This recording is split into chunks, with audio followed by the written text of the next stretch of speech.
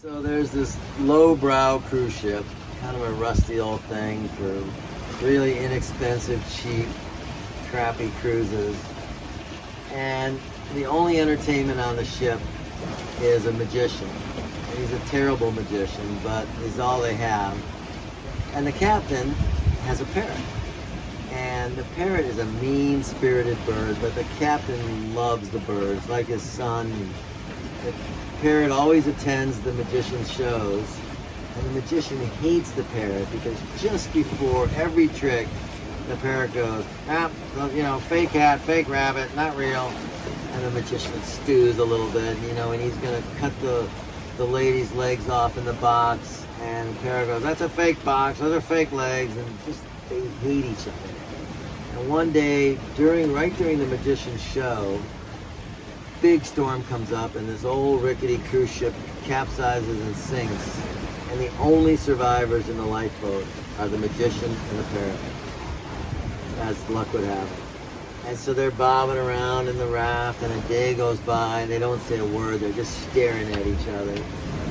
Another day goes by, and they don't say a word.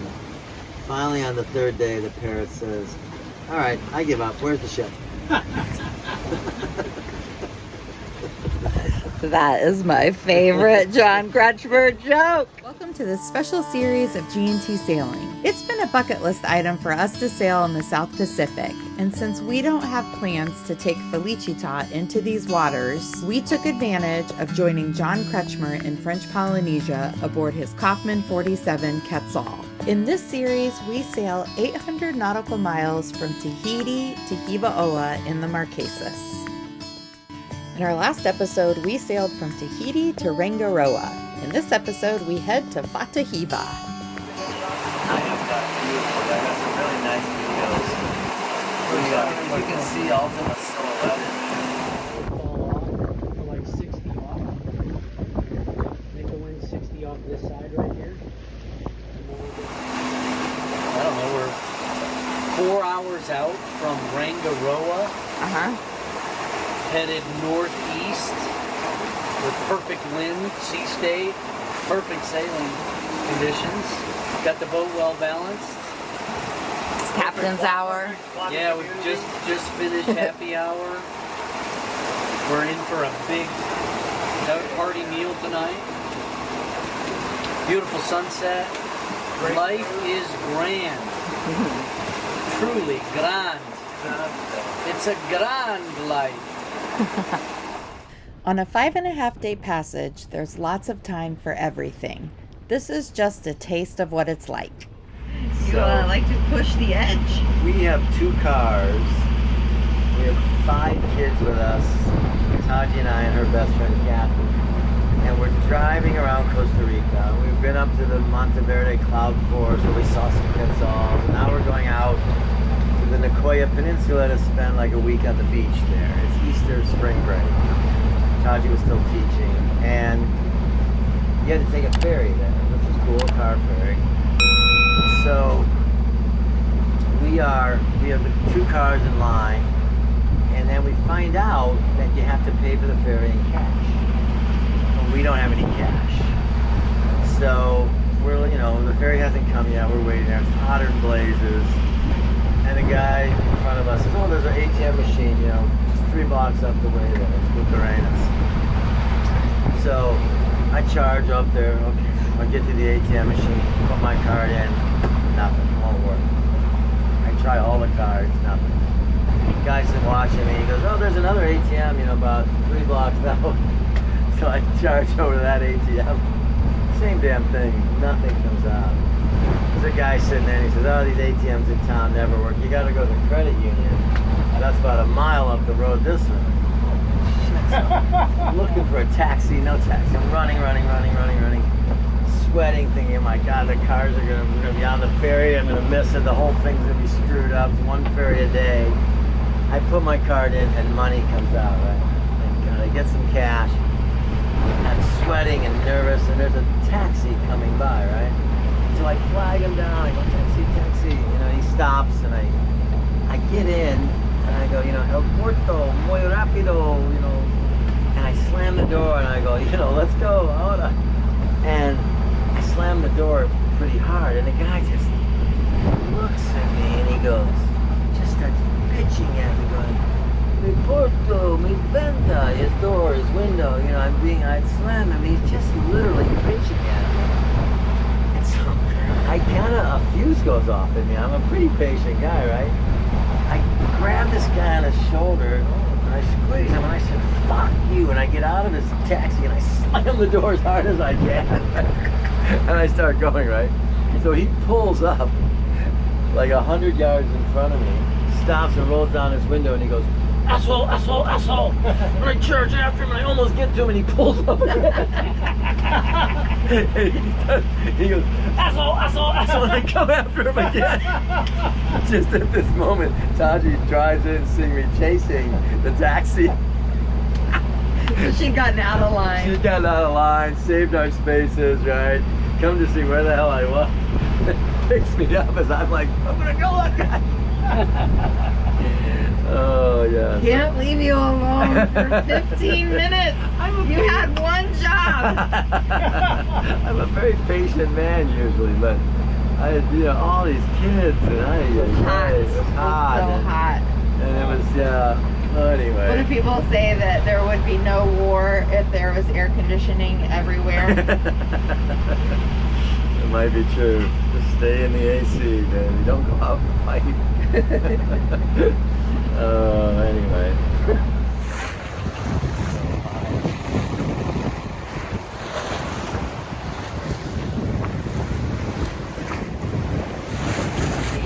He is 03. Z is 82. All right. Let me catch up with you. So, HC. It's truly impressive how dedicated these guys are to practicing their celestial navigation. John's been teaching celestial navigation for almost his whole sailing life, since he was in his 20s. And so he's definitely the one to be practicing with. It's pretty cool. It's just a lot of math that I don't love. I don't love math. It's a beautiful day. We've had to motor some. We were able to sail some. But every time we sail, we end up going a little too north. So when the wind died and we were not going in the right direction, we turned the motor back on. But it's quite pleasant out here. Very gentle swell. And Ultima, our buddy boat, is maybe 12 or 16 miles behind us, I think. Put part of the enclosure down. It's a little drippy. Dawn has found a solution for the drip. Smart then to roll out about 5 feet of staysail and sheet it really tight and let that be kind of your weathering sail. You might even be able to just sail through it then. And you could, with that much sail, you could take 50 knots, right? And it wouldn't do anything to you. So if the Except maybe make me shit my pants. if the squall's gonna last for several hours, that gets, you know, just motoring through it is kind of, it's certainly a viable option, But your whole thing about staying active. yeah, and just seeing what's happening, and then roll out a little bit of space, so keep the motor on, throttle back, or bag the motor. But you guys could ride out a lot of wind with half your staysail. I mean, more wind than you're going to see in a squall. So, Yeah, I've always thought bare poles was dangerous. without the engine on. Oh, okay. So, yeah, just sitting around, bobbing around with bare poles is a terrible idea, especially in a real gale. So squalls are not gales, right? They're these little short-term microbursts that make your life miserable for an hour. And then there's 3 hours of sailing. And so those, in a way, if you're in a gale, you get into like the total mindset of, we're going to ride this thing Bunker out. down. Yeah, for the next 36 hours. And whereas squalls, you play them as they come. What did you just say? I said that Gretchen said she was going to clean service the winches. I promise in the Marquesas. We had no time.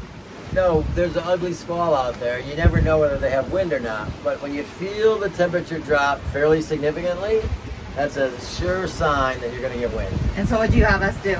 We shortened up the head sail. We did it by falling off the wind, totally controlled furl job, no flogging, no anything. And we got in the second reef on the jib.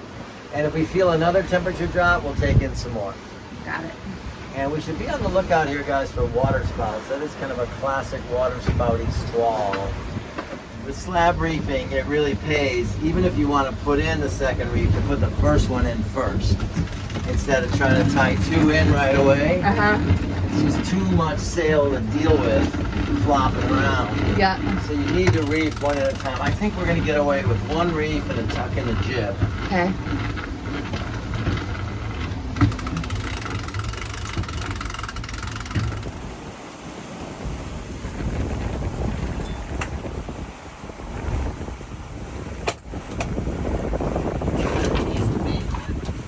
Not yet.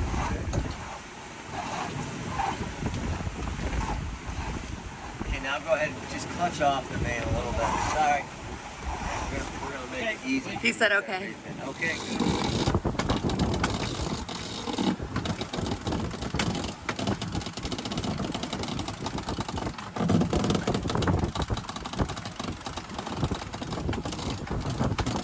Going up.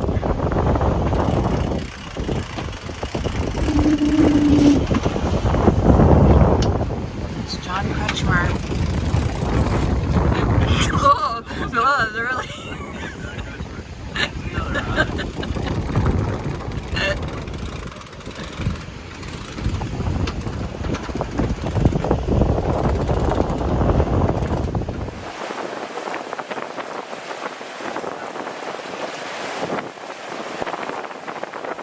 How'd you sleep last night? Terrible.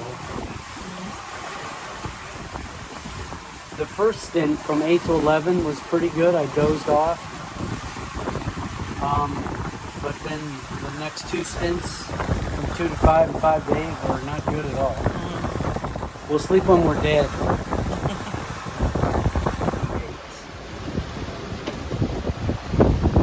Don, what would you say our course is, our COG? We're going to convert it to true. It's 056. Just from the picture, right? Everyone knows we figured out what her sextant read at the assumed position, and we're going to compare it now with our sextant reading and develop a line of position off that. So that is like day 3 of the Celestial Nav workshop that you guys have just powered through in 20 minutes. So it's pretty impressive. All right, you clearly are graduates of the JK Celestial program. It shows. It shows. All right, so Guy, you got to go get your plotting sheet now and bring up dividers, and let's just use the one plotter. And we're going to go ahead and see where this line of position puts us. The nice thing about Celestial The Atlantic Ocean. What? It's all one ocean, man. I was relying on you for the DR. We thought we were, but that was just a DR after a long period of time. I'm feeling so grateful for GPS. What happened this morning? Caught a fish, What kind of fish? yellowfin tuna. Then we reeled the fish in and we processed it. I lost John's bucket in the process of the processing. Oh no. I was so weak after the fight. I fought with that fish for like an hour. And the fish finally looked at Tim and said, "I am defeated." And Tim, like, what's his name in the Old Man of the Sea? I swear I feel the Manuelita's engine the running. boy, but I forget the old man's name. But he looked at the fish and he said, "You've been a good fish. It was a good fight. But now we will eat you, because that is what we do with fish." 8, 9, 10, 11, 12, chocolate, 14, fish, fritters, 16, 17, 18, 19, 20. Alright. Whoa. Things are hard on you. I can't go down very low. 1, 1, 2, 3. Nice job, brother. Good job. You went nice and low, too. All right, one set.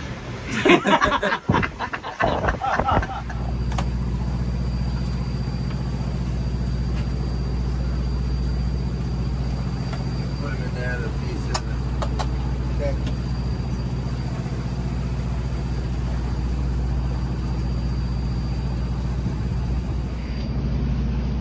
Some classic Quetzal breakfast on Quetzal. Delicious.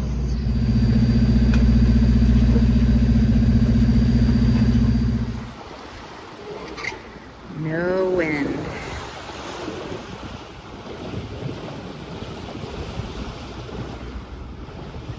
So we're taking advantage of this no wind day, motoring along. It is toasty.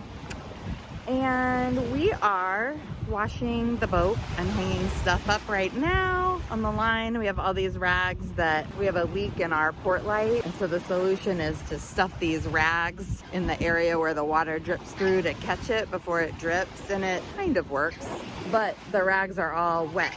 So I just rinsed them all off, getting them in the sun to dry. And hopefully this batch of rags will get us to the Marquesas, which we should be arriving maybe in about 24 hours. We'll see what happens if the winds shift to the northeast and return. Just motoring along. The guys are working on celestial navigation, and there's talk of an afternoon swim. My question is, do you say salon or saloon? So I say saloon, and it's very clear to me, because a saloon is where you might drink a beer or a glass of wine, relax. A salon is where you have your nails done, and I don't frequently have my nails done. Yeah, it's heavy. Yeah. And then we'll do what we did. We'll bring it into the center. Right, cushions. Mexico, they usually jump up out of the water. Yeah, this one's a fighter. Nope.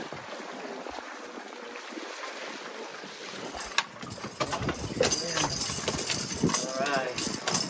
Exact same fish.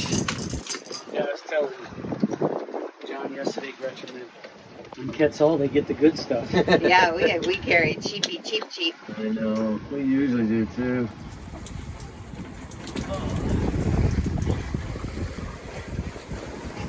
So just as we got done, Tim got done cleaning the fish. Yeah.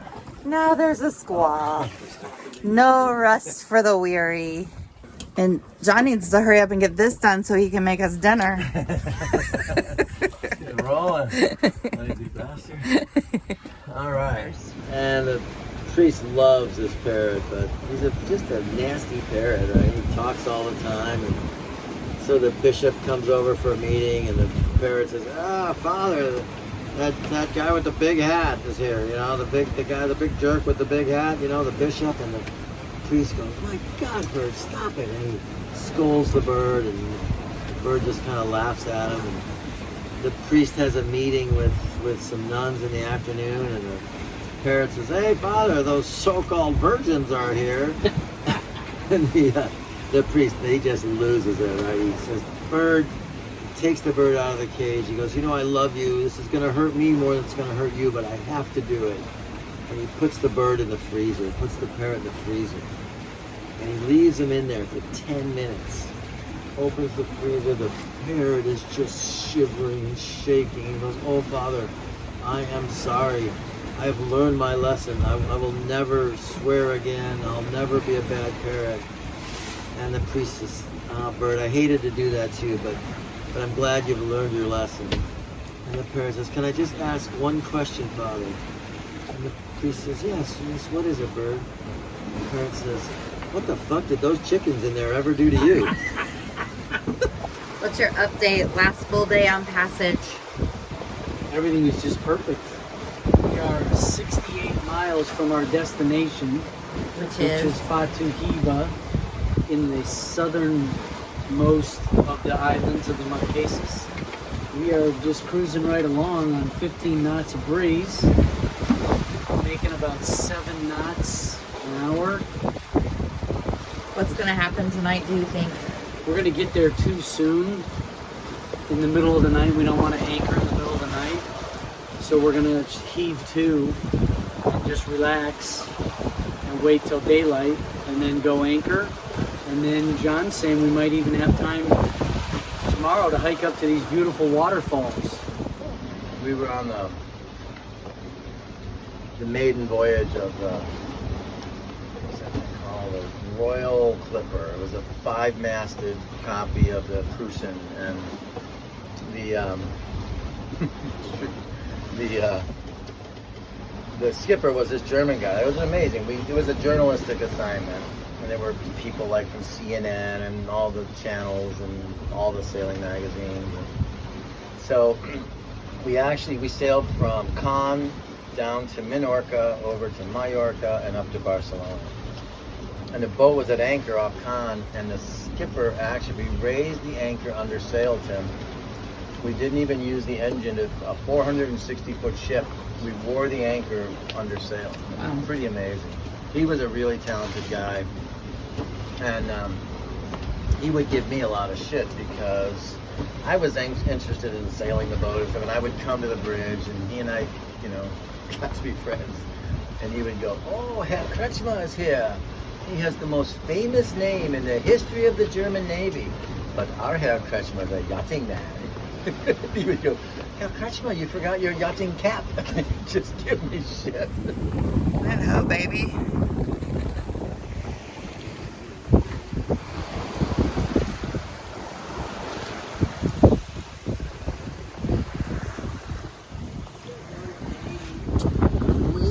Slowed down last night, we put the brakes on at about 11 o'clock, sailed 2 to 4 knots, and it's 04:30, Almost 5.